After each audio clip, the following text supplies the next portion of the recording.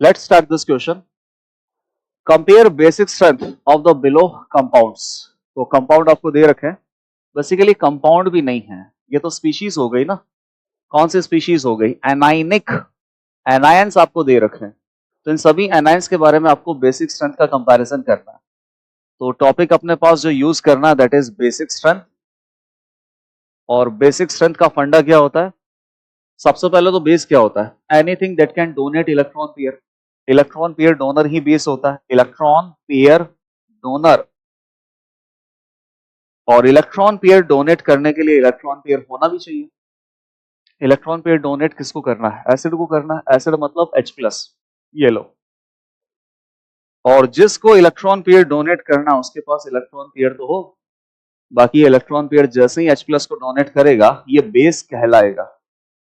अब electron pair donate करने के लिए इलेक्ट्रॉन पेयर होना चाहिए.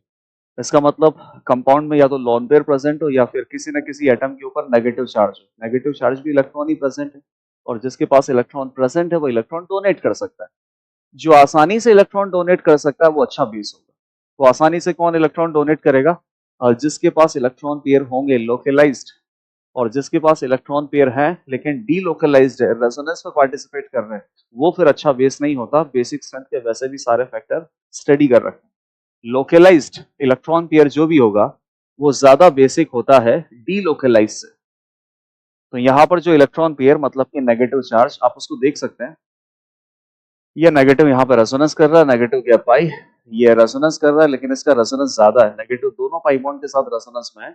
ये नेगेटिव एक ही पाई बॉन्ड के साथ रेजोनेंस है. इस नेगेटिव का कार्बन कार्बन पाई बॉन्ड के साथ रेजोनेंस नहीं है.